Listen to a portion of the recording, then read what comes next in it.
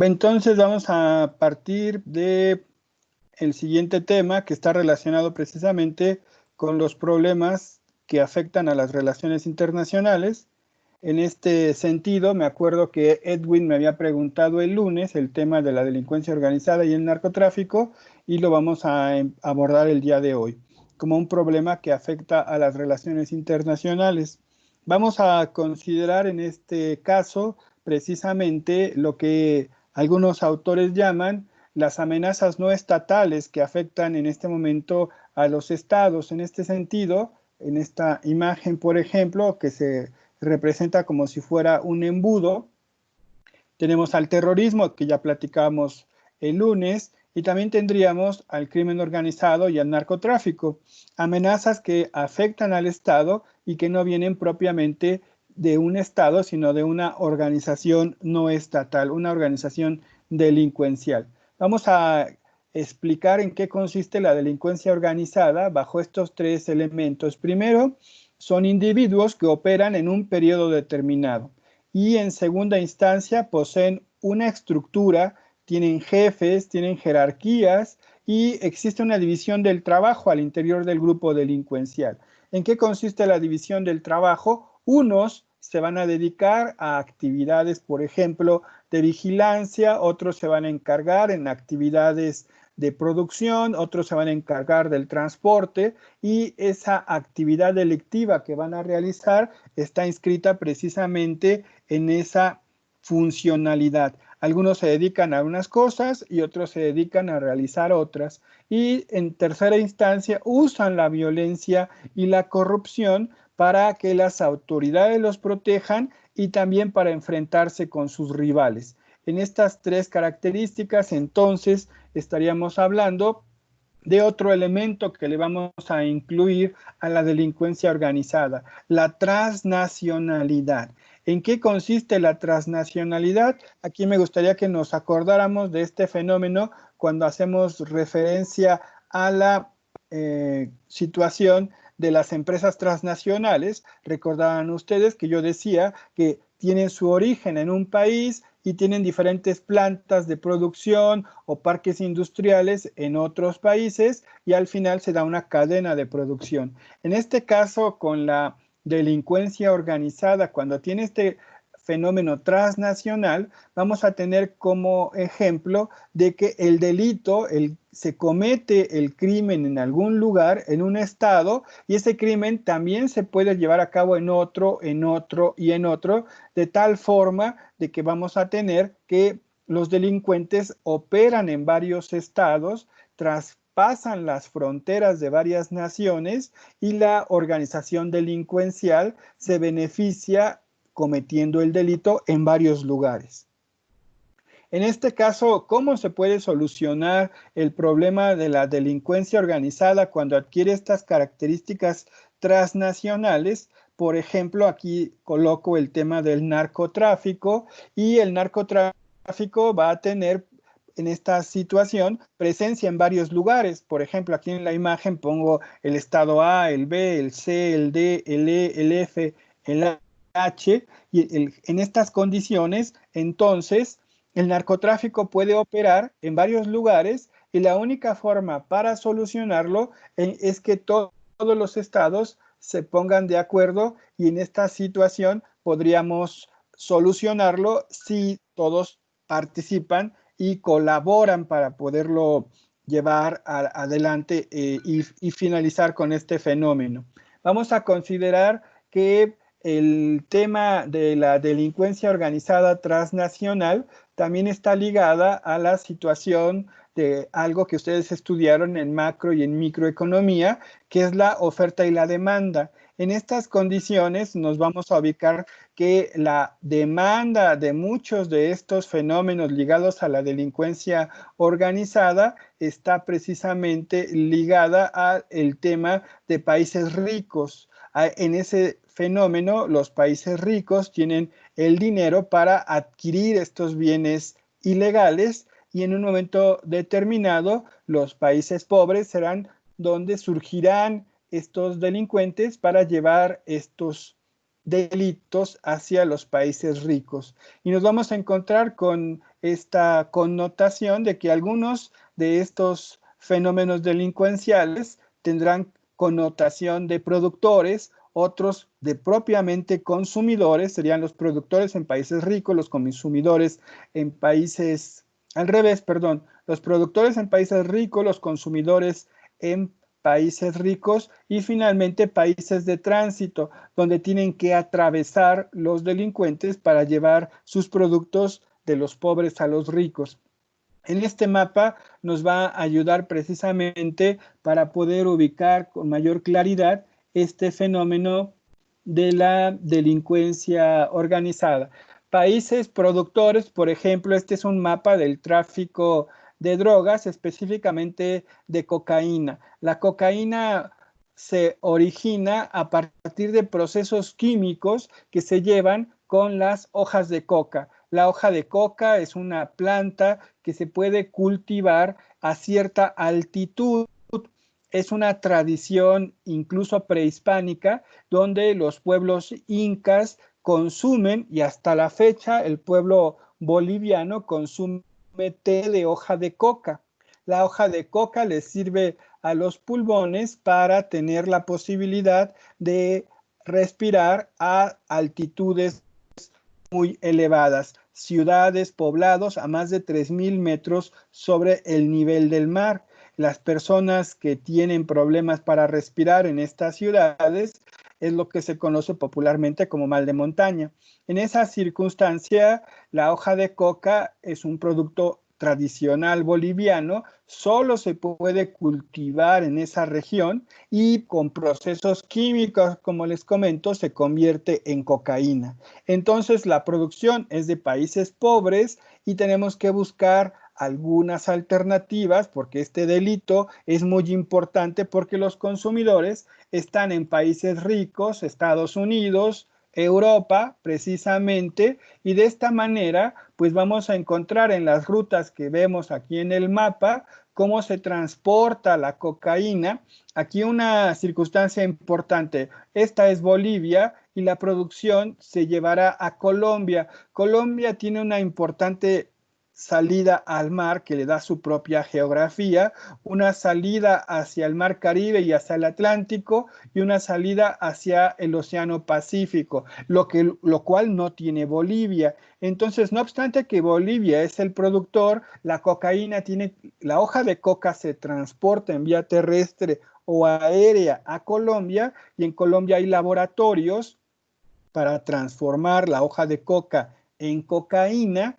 En este caso, este fenómeno, como les digo, se lleva a los países más ricos. Las principales rutas que vemos en este mapa, por ejemplo, incluso llegan a África, incluso llegan vía aérea y vía marítima a la parte sur de África, a la parte ecuatorial africana, a la parte norte de África, cuyo destino es precisamente el continente europeo donde hay consumidores.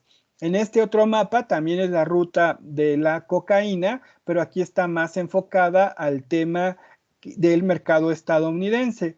Y tenemos también una ruta terrestre, de nuevo, o una ruta aérea, Bolivia, Colombia. En Colombia los laboratorios la convierten en cocaína, la hoja de coca, y ya con su destino hacia Estados Unidos, a través de Venezuela, a través del Caribe, vía aérea, o a través de Centroamérica, aérea y terrestre, o a través del Océano Pacífico y llegando a las costas mexicanas, vía marítima, y ya en territorio mexicano, su destino final a los Estados Unidos. En este mapa, como en el anterior, podemos ver que participan varios países, que las organizaciones delincuenciales tienen presencia no solo en un país, en dos, en tres, en cuatro, y el destino final de estos delincuentes pues se va a encontrar en los países que tengan mayores oportunidades económicas, y hay algunos países que simplemente son de tránsito de la droga y unos que son los consumidores finales.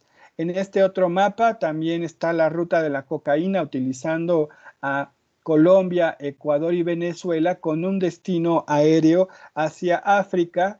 En este otro mapa también viene un destino, en este caso marítimo, hacia las costas de África ecuatorial, África Occidental, perdón, y después un tema terrestre para llevar la droga a Marruecos y luego a España, que sería la entrada a Europa. Aquí se ve precisamente este fenómeno de la transnacionalidad. No son delincuentes que solo operan en Colombia, sino que buscan que su mercancía llegue a los mercados que tienen mayor demanda de este producto ilícito. Esta otra ruta, por ejemplo, lleva el producto, la droga, a través de Argentina, luego Marruecos, luego España, y también una ruta de hashish desde Afganistán también hacia Europa. Hay un autor francés, Jean-François Gaillard, que nos establece que estos grupos delincuenciales, popularmente le llamamos las mafias, y él establece el G9 de la mafia en el mundo. Gaillard establece 9 puntos para poder identificar a la mafia.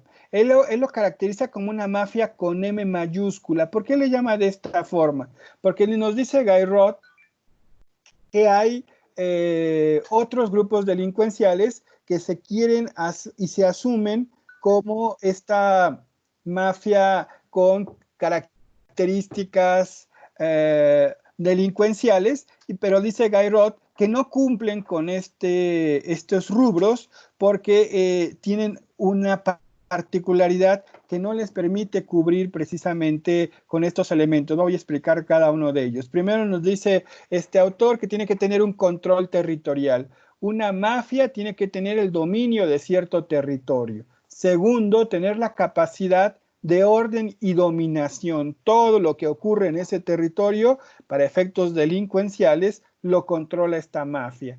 Tercero, un sentido de jerarquía. Y quien pertenece a la mafia obedece a los jefes de esa organización delincuencial. También vamos a tener lo que dice Gaillard, una cuestión relacionada con la secrecía. Todo lo que pertenece a esa organización delincuencial no es público, es algo secreto, y también hay un rito de iniciación. Para poder pertenecer a la mafia hay ciertos ritos de iniciación. El punto número 5 nos dice, hay una dimensión ética, no obstante que es una organización delincuencial al interior de la mafia, hay reglas que se tienen que cumplir y sobre todo hay un ámbito familiar. Las mafias crecen y se desarrollan a partir de un tema familiar. El punto número 6 nos dice Gaillard, hay una multicriminalidad. La mafia va a tener una serie de varios crímenes cuyo origen es precisamente la ganancia ilícita que va a producir esta actividad. El punto número 7, hay mitos y leyendas al interior del fenómeno de la historia de esta propia mafia. Y los dos últimos puntos son los de Gaillard, que nos dice que no todos pueden llamarse mafia, porque en primera instancia una mafia tiene que tener antigüedad y no unos cuantos años. Hay mafias que incluso Gaillard las establece desde el siglo XIX. Y también una vocación de permanencia. Si se crea un grupo delincuencial es para que tenga una permanencia en el tiempo. De tal forma que con estos 9 puntos que nos explica el autor, él descarta, por ejemplo, a la mafia rusa, a la mafia mexicana, a la mafia colombiana, boliviana, centroamericana. Él dice, la mafia con estas 9 características las vamos a poder encontrar en los siguientes elementos. Él por eso habla de un G9, porque él identifica 9 organizaciones delincuenciales a nivel internacional, 4 de ellas en territorio italiano, es la famosa Cosa Nostra en Sicilia, la 'Ndrangheta en Calabria, la Camorra de Campania, alrededor de la ciudad de Nápoles, la Sacra Corona Unita de Apulia, en Puglia, en el sur de Italia, y estas 4 mafias estarían dividiéndose el territorio italiano. También tendríamos una mafia en Albania, en Kosovo y en Macedonia.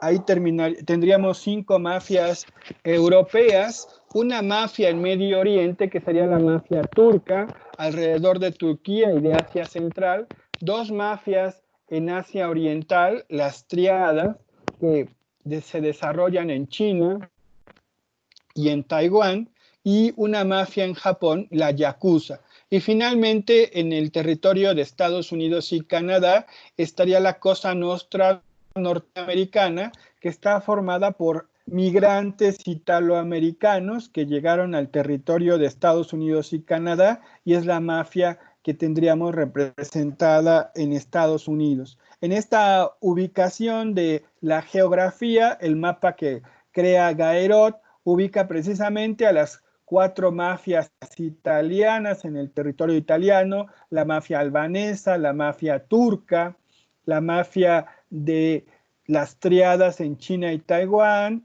la Yakuza en Japón y el caso de la mafia italoamericana en Estados Unidos y Canadá. Vamos a tomar como referencia qué significa este fenómeno de la multicriminalidad. Si partimos de las leyes mexicanas, la Ley Federal contra la Delincuencia Organizada establece que los siguientes delitos son propios de la delincuencia organizada. El caso del terrorismo, que ya platicábamos el lunes. ¿Qué significa el punto número 2, delitos contra la salud? Aquí estaríamos hablando precisamente de homicidios.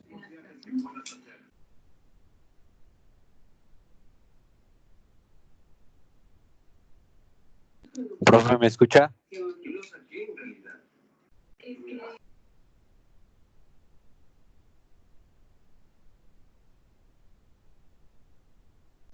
Ya no nos dijo nada. Aquí es el delito contra la salud. Hay narcóticos que son lícitos y estamos precisamente haciendo referencia a ciertos medicamentos que tienen bases a partir de componentes químicos. En este sentido, hay narcóticos que son lícitos y hay narcóticos que son ilícitos. Y esos narcóticos ilícitos están clasificados porque tienen una afectación a la salud. En este sentido, el narcotráfico, para efectos de nuestro derecho penal, tiene el nombre jurídico de que es un delito contra la salud. Las operaciones con recursos de procedencia ilícita es lo que popular o periodísticamente se llama el lavado de dinero. Los narcotraficantes, los delincuentes que se dedican a estas actividades ilícitas, pues cobran gran cantidad de recursos y ese dinero tiene que entrar a las cuentas bancarias, a las economías de las diferentes regiones, pero tiene un origen ilícito. De alguna forma, ese dinero se tiene que meter a la economía con negocios que solo son un respaldo para esas actividades ilícitas.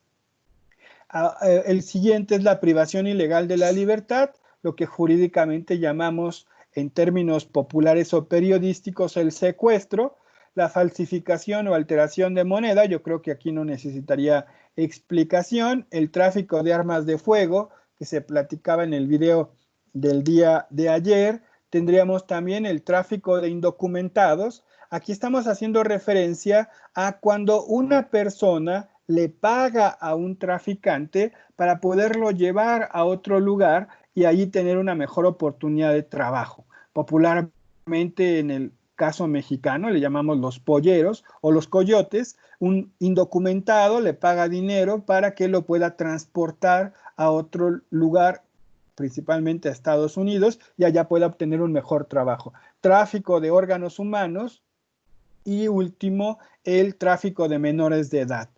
El robarse a un menor de edad y llevarlo a otro lugar y ahí poderlo vender. En este sentido, tendríamos que la Convención de Naciones Unidas contra la Delincuencia Organizada complementa la ley mexicana con los siguientes apartados.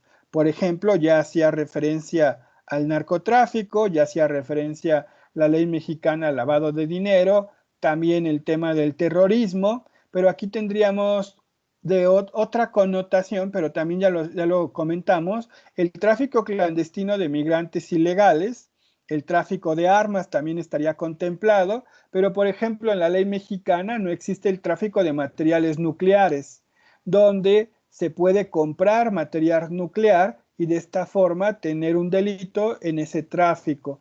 El tráfico de seres humanos no está contemplado en la ley mexicana, porque hay una ley en específico que hace referencia a este fenómeno y estaríamos aquí hablando lo que en campañas periodísticas se ha dado por el nombre de la trata. El tráfico de seres humanos es que un individuo es engañado o es llevado a la fuerza para que se traslade a otro país, a otra región, a otra ciudad y tengan con ellos alguna actividad, sobre todo de tema de tráfico o de sometimiento a prácticas sexuales. La trata de personas no solo queda en el ámbito de jóvenes o mujeres, también para menores de edad, niños o niñas, incluso también se puede dar el tráfico de seres humanos con hombres. En estas circunstancias habría una importante diferencia en el tráfico clandestino de migrantes.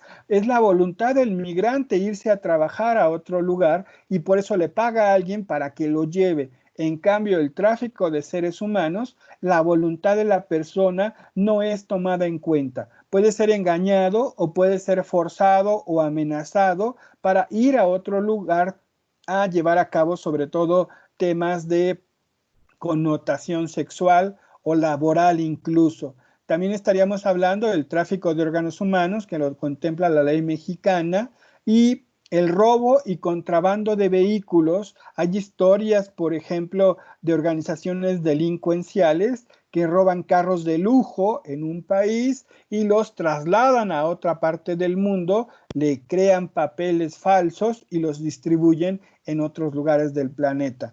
Robo de productos ilícitos y finalmente los crímenes ecológicos. Aquí en este último punto, por ejemplo, estaríamos hablando del tráfico de especies en peligro de extinción o de las cuestiones relacionadas con la flora y la fauna, donde se llevan de un país y se van y se comercializan en otro lugar.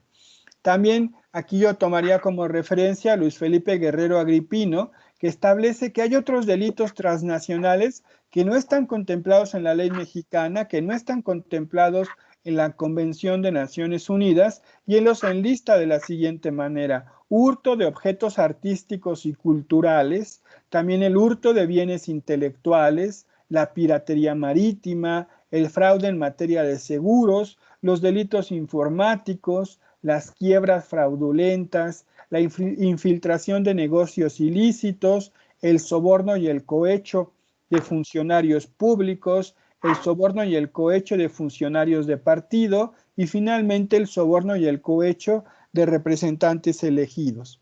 En estas condiciones podríamos hablar en lo particular ahora en el caso mexicano.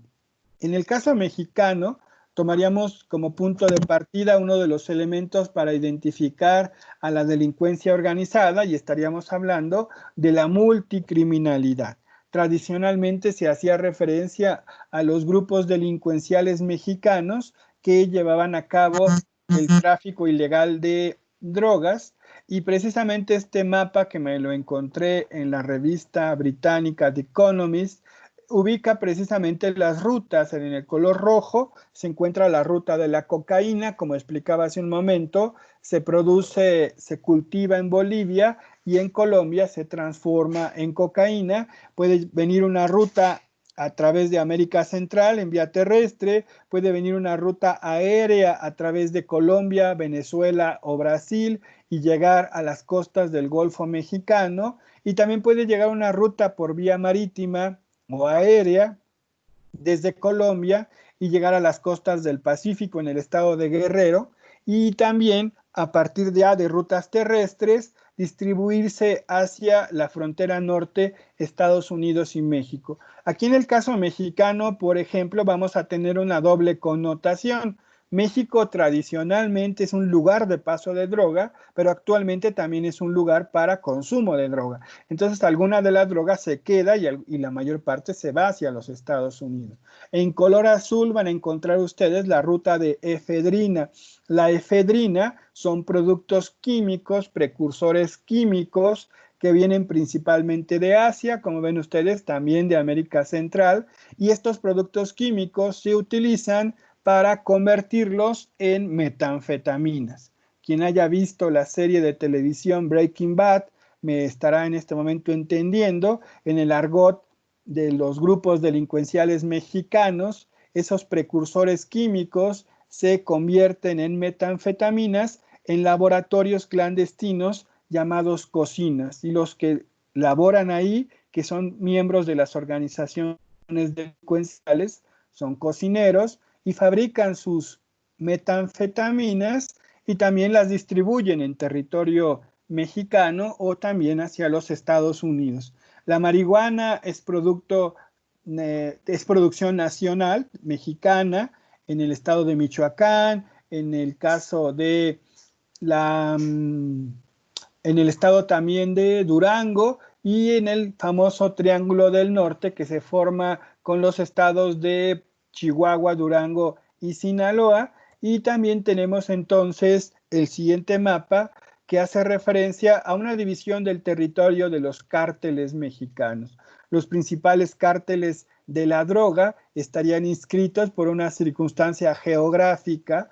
Por ejemplo, el cártel de Sinaloa, que tiene al estado de Sinaloa, y algunos otros de la costa del Pacífico, como una parte de Sonora y las dos Baja Californias, el cártel del Golfo, que es Tamaulipas, y pues la salida al Golfo de México, los Zetas, que están en Coahuila, en Nuevo León, en parte de San Luis Potosí, el más famoso por los acontecimientos ocurridos en semanas anteriores, el cártel Jalisco Nueva Generación, en el contexto del estado de Jalisco, parte de Michoacán, parte de Nayarit, también Colima, y tendríamos el cártel de Juárez en el estado de Chihuahua, la organización de los Beltrán Leiva en parte de Guerrero, parte también de Sinaloa, lo que queda de la antigua familia michoacana en el estado de Michoacán, y hay algunas regiones sin presencia y es propiamente los territorios en disputa entre los cárteles